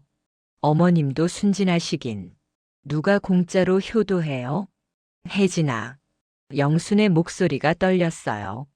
그래도 나는 너를 진심으로 대했어. 친딸처럼 생각했어. 그러니까 이용당한 거죠. 혜진은 커피를 한 모금 마셨어요. 어머님, 세상 그렇게 호락호락하지 않아요. 너, 정말. 영수는 눈물이 나려는 걸 참았어요. 내가 증여 취소 소송 걸었잖아. 그것도 이길 거라고 생각하니?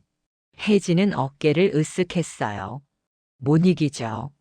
변호사가 그러는데 승산 없대요. 혹시 모르잖아. 어머님 현실을 받아들이세요. 그 집은 이제 제 거예요. 법적으로 완벽하게 제 소유라고요. 혜진은 가방을 열었어요.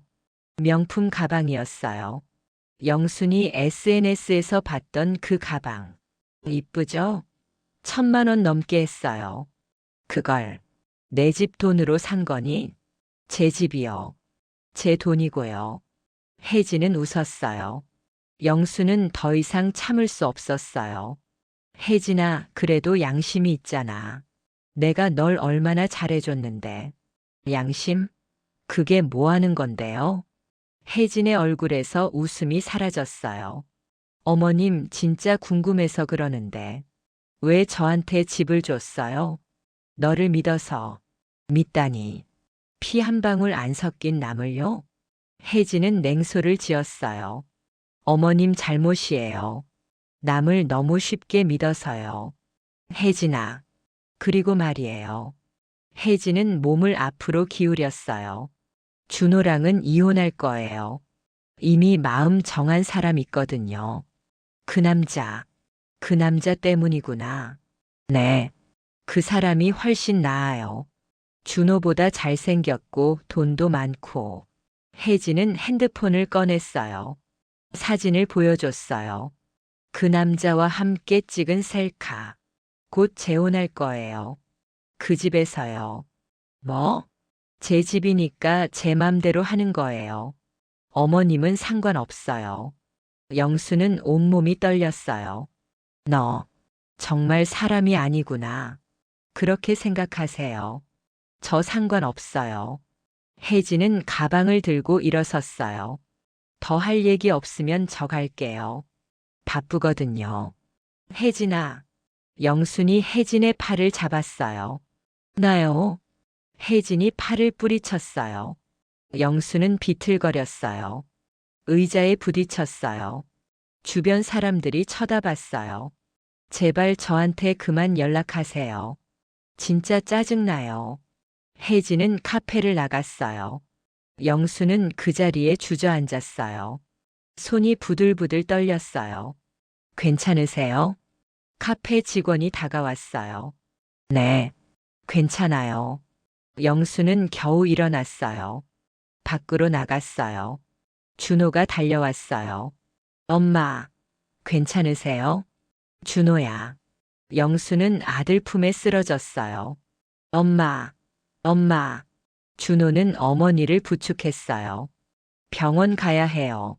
얼굴이 창백해요. 아니야. 집에 가자. 집에. 알겠어요. 택시 잡을게요. 준호는 택시를 세웠어요. 원룸으로 돌아왔어요. 영수는 침대에 누웠어요. 온몸에 힘이 하나도 없었어요. 엄마, 녹음은 잘 됐어요? 준호가 조심스럽게 물었어요. 응, 다 녹음됐을 거야. 영수는 브래지어에서 녹음기를 꺼냈어요. 준호가 재생했어요. 혜진의 목소리가 또렷하게 들렸어요. 원래 이랬어요. 연기한 거죠. 50억짜리 아파트인데요. 누가 공짜로 효도해요? 제 집이니까 제 맘대로 하는 거예요. 모든 대화가 선명하게 녹음되어 있었어요. 준호는 주먹을 쥐었어요. 이 여자가 정말 준호야 이거면 되는 거니? 네, 충분해요. 내일 바로 변호사님께 드릴게요. 준호는 어머니의 손을 잡았어요. 엄마 고생하셨어요. 정말 힘드셨죠? 괜찮아. 이제 끝난 거지. 네. 이제 우리가 이길 차례예요. 영수는 눈을 감았어요. 눈물이 흘렀어요. 하지만 이번에는 슬픔의 눈물이 아니었어요. 희망의 눈물이었어요. 일주일 뒤, 두 번째 재판날. 준호의 변호사는 녹음 파일을 제출했어요. 이것은 피고 정혜진이 원고 이영순과 나눈 대화입니다. 재판장이 녹음을 들었어요. 혜진의 목소리가 법정에 울려 퍼졌어요. 연기한 거죠. 50억짜리 아파트인데요. 누가 공짜로 효도해요? 법정이 술렁거렸어요. 혜진의 얼굴이 하얗게 질렸어요. 재판장님, 이건 불법 녹음입니다. 혜진의 변호사가 항의했어요. 불법이 아닙니다. 당사자 간의 대화를 녹음한 것은 합법입니다. 준호의 변호사가 반박했어요. 재판장이 손을 들었어요. 녹음은 증거로 인정됩니다. 혜진은 고개를 떨어뜨렸어요. 재판장이 입을 열었어요. 피고 정혜진의 발언을 들어보니 증여 당시부터 부동산 취득이 목적이었던 것으로 보입니다. 재판장님, 그건 해석의 문제입니다. 혜진의 변호사가 반발했어요. 하지만 재판장은 고개를 저었어요. 증여자에 대한 명백한 배은 행위로 판단됩니다. 다음 공판에서 판결하겠습니다. 재판이 끝났어요. 법정을 나오는 길. 혜진이 영순을 노려봤어요. 눈빛이 차가웠어요. 하지만 영수는 피하지 않았어요. 똑바로 마주 봤어요. 혜진이 먼저 고개를 돌렸어요. 그리고 황급히 법원을 빠져나갔어요. 준호가 어머니를 안았어요. 엄마, 우리 이긴 거예요. 아직 판결 안 났잖아. 괜찮아요. 변호사님이 그러는데 거의 확실하대요. 영수는 비로소 웃었어요. 몇 달 만에 처음으로. 그래. 이제 끝나는 거구나. 네, 엄마. 다 끝났어요. 두 사람은 법원을 나왔어요. 햇살이 따뜻했어요. 8월의 뜨거운 햇살. 하지만 이번에는 따갑지 않았어요. 오히려 포근했어요. 영수는 하늘을 올려다봤어요. 구름 한 점 없이 맑았어요. 여보, 당신 보고 있죠? 제가 해냈어요. 영수는 하늘을 향해 중얼거렸어요. 돌아가신 남편을 떠올리며 우리 집 지켰어요. 바람이 불어왔어요. 영순의 머리카락을 살랑 쓸고 지나갔어요. 마치 남편이 대답하는 것 같았어요. 잘했어. 수고했어. 영수는 눈물을 닦았어요. 이제는 정말로 희망이 보였어요. 끝이 보였어요. 준호와 함께 집으로 돌아가는 길. 영수는 생각했어요. 이제 조금만 더 버티면 돼. 6부 되찾은 것과 잃은 것. 2024년 9월 중순. 최종 판결일. 영수는 준호와 함께 법정에 섰어요. 몇 달 만에 처음으로 제대로 화장을 했어요. 거울을 보니 여전히 야위어 보였지만 눈빛만은 살아있었어요. 엄마 떨리세요? 조금. 하지만 괜찮아. 영수는 준호의 손을 꼭 잡았어요. 법정 문이 열렸어요. 혜진이 들어왔어요. 예전의 당당함은 사라졌어요. 얼굴은 창백했고 눈가에는 다크서클이 짙었어요. 변호사와 함께 자리에 앉았어요. 영순과 눈이 마주쳤어요.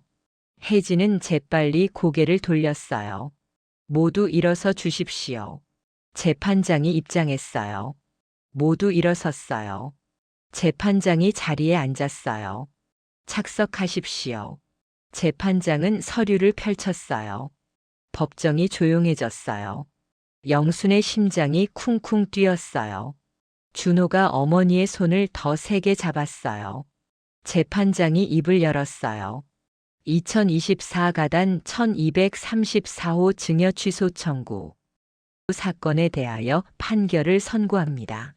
영수는 숨을 멈췄어요. 피고 정혜진은 증여자 이영순에게 심각한 배은 행위를 하였습니다. 재판장의 목소리가 법정에 울렸어요.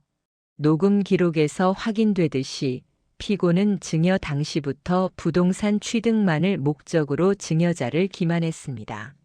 혜진의 어깨가 축 처졌어요.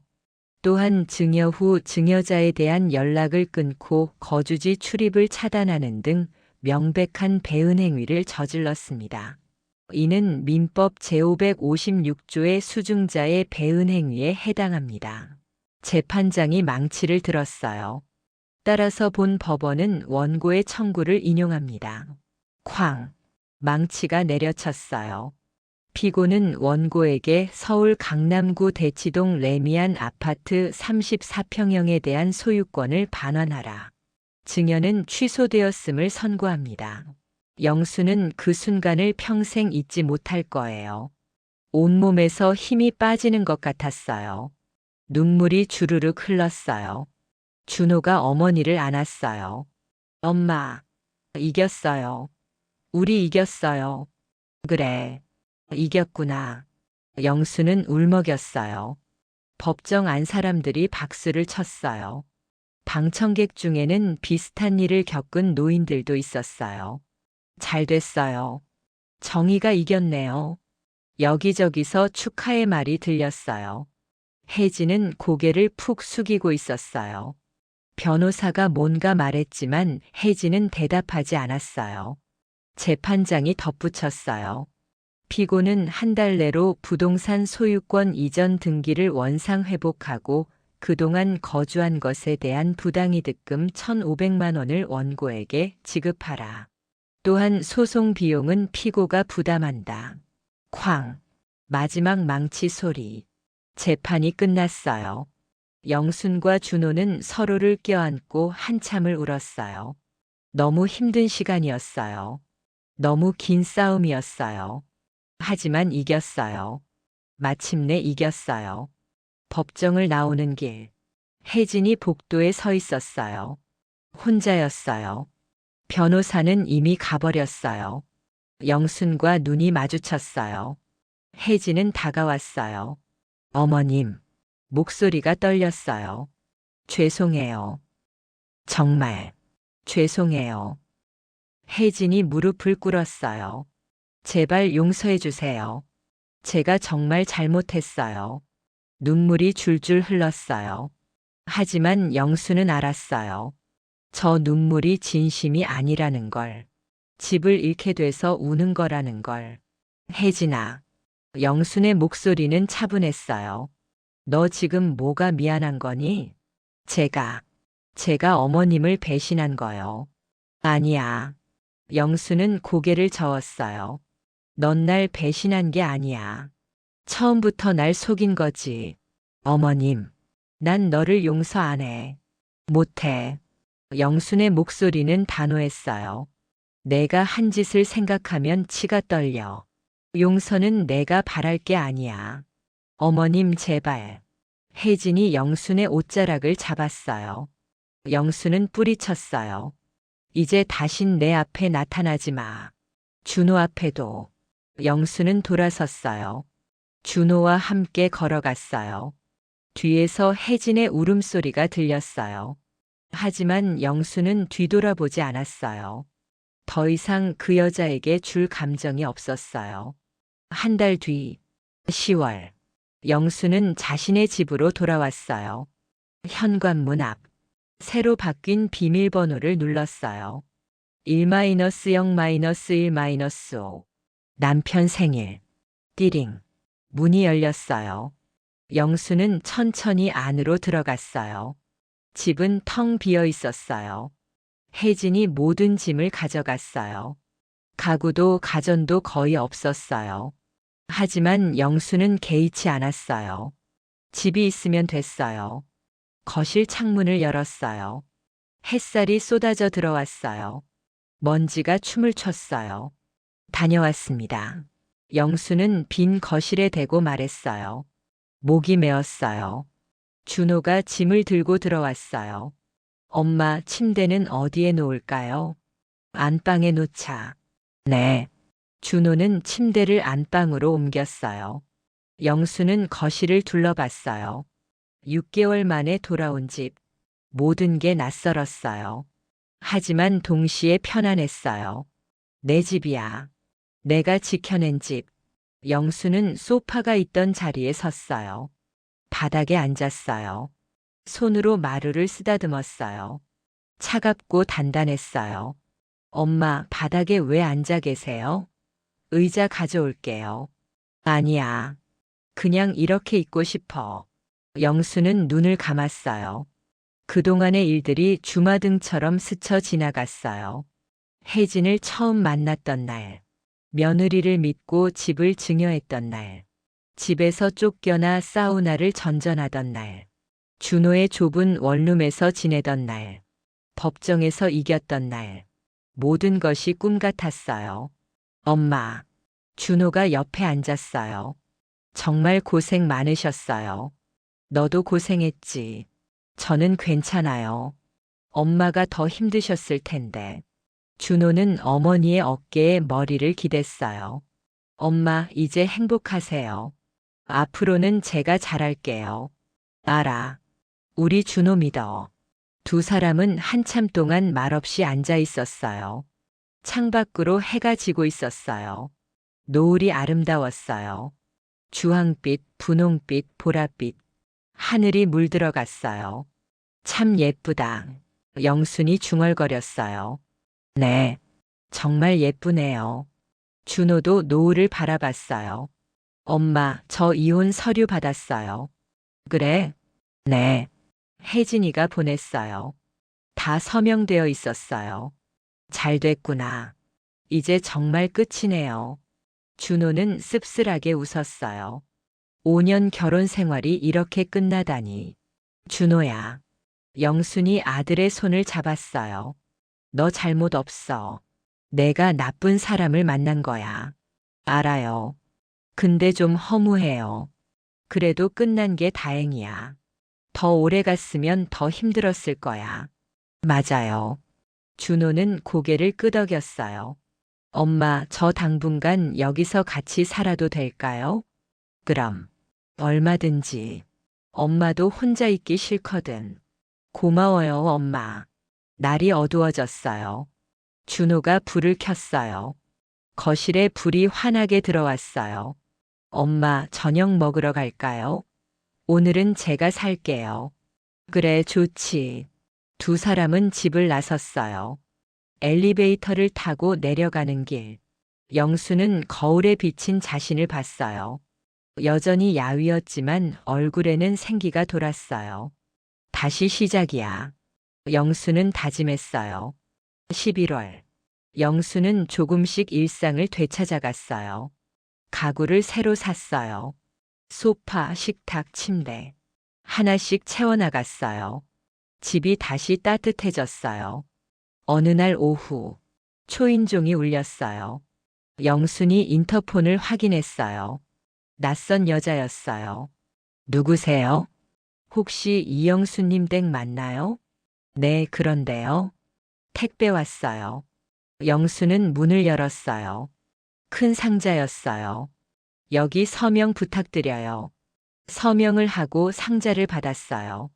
보낸 사람 란을 봤어요. 정혜진. 영수는 미간을 찌푸렸어요.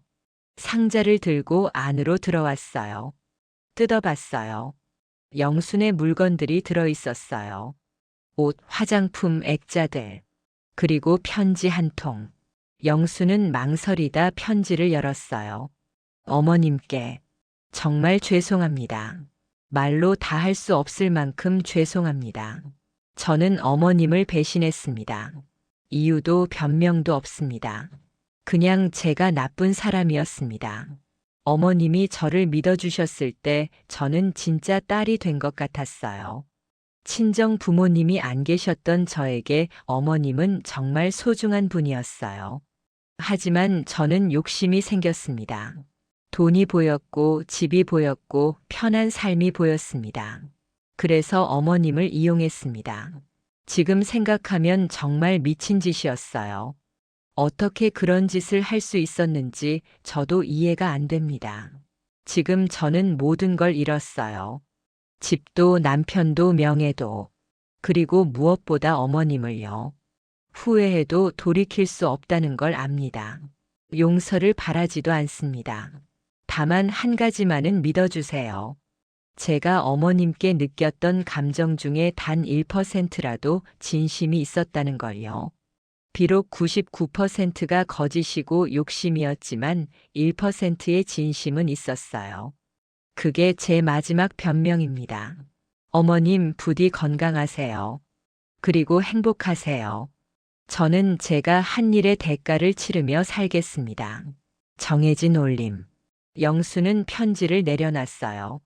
눈물이 났어요. 하지만 슬픈 눈물은 아니었어요. 그냥 복잡한 감정이었어요. 1%의 진심이라. 영수는 중얼거렸어요. 그게 무슨 의미가 있을까? 99%가 거짓인데. 하지만 한편으로는 알 것 같았어요. 혜진도 사람이었다는 걸. 나쁜 선택을 한 사람이지만 그래도 사람이었다는 걸. 영수는 편지를 접었어요. 서랍에 넣었어요. 버리지는 않았어요. 언젠가, 아주 오랜 시간이 지나면 이 편지를 다시 꺼내볼 수도 있을 것 같았어요. 그때는 지금보다 덜 아플 것 같았어요. 12월. 겨울이 왔어요. 첫눈이 내렸어요. 영수는 거실 창가에 서서 눈을 바라봤어요. 하얗게 쌓여가는 눈. 세상이 깨끗해지는 것 같았어요.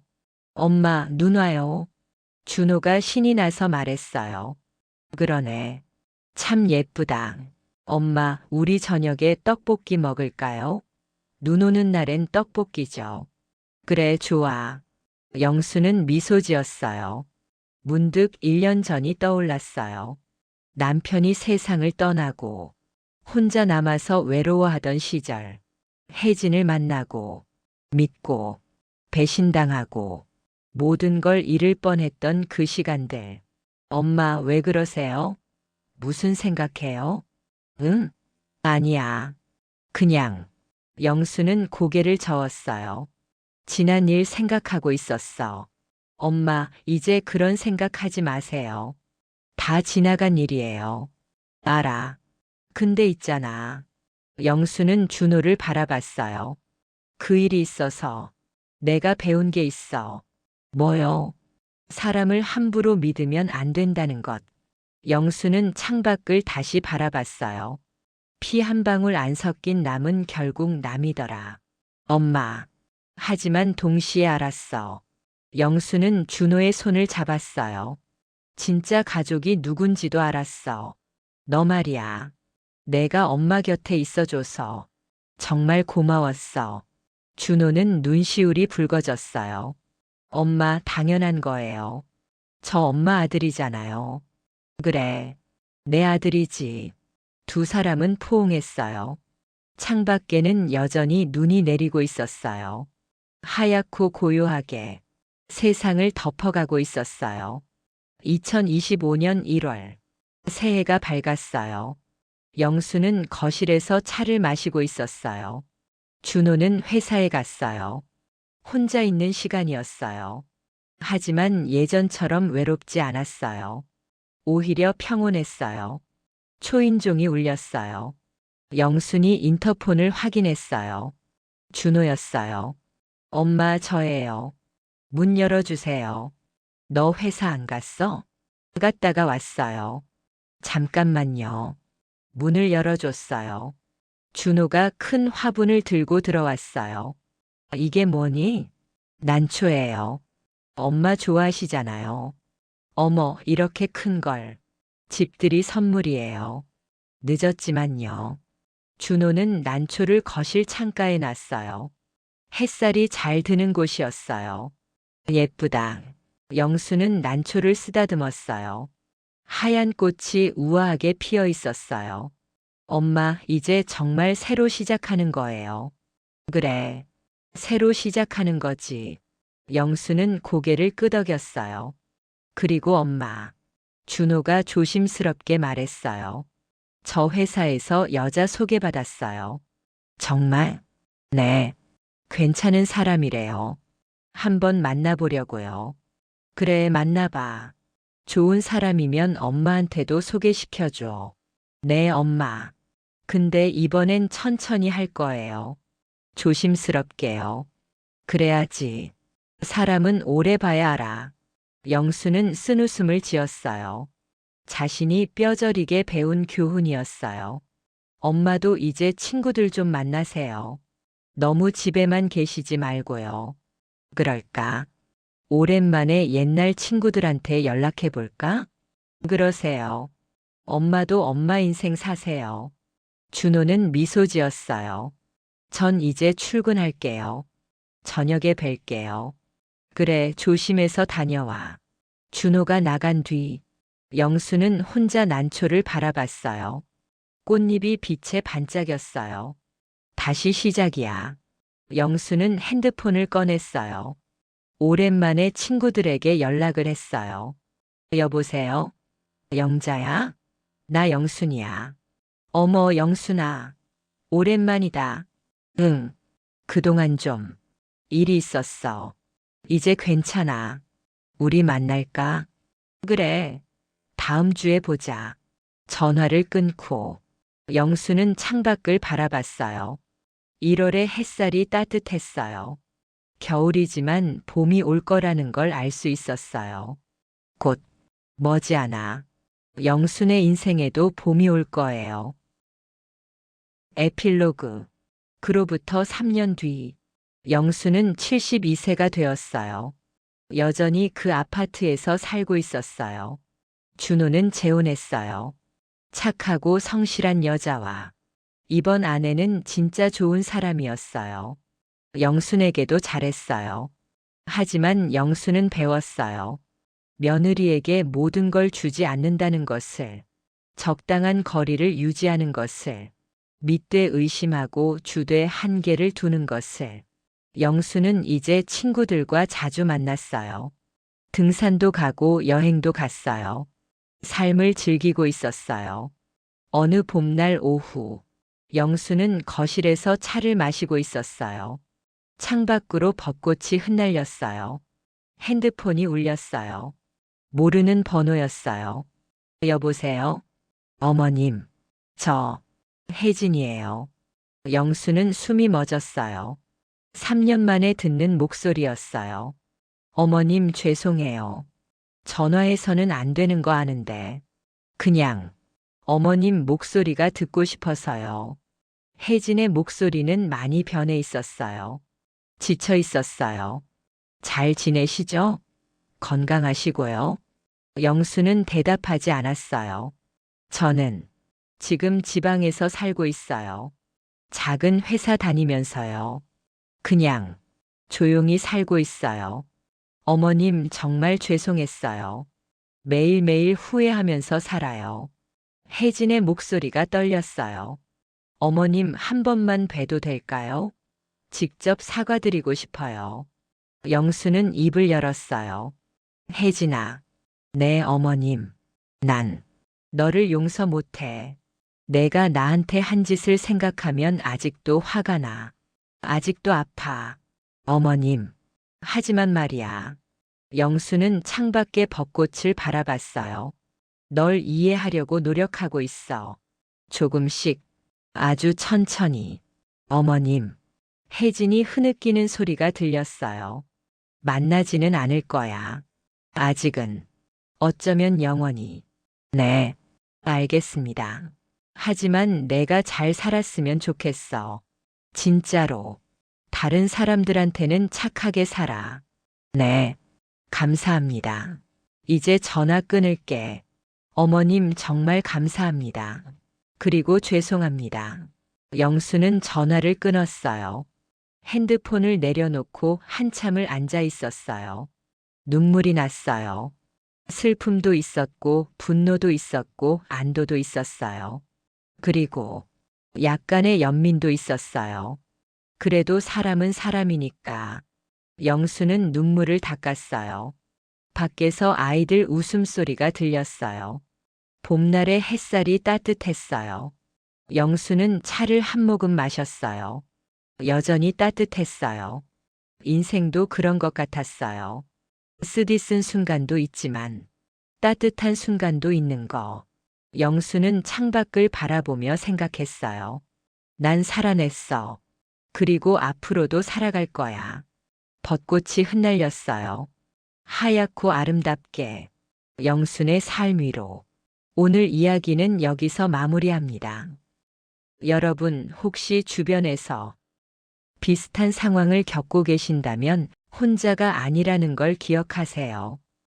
다음 이야기에서는 또 다른 사연과 반전이 기다리고 있습니다. 구독과 좋아요 잊지 마시고 다음 영상에서 다시 만나요.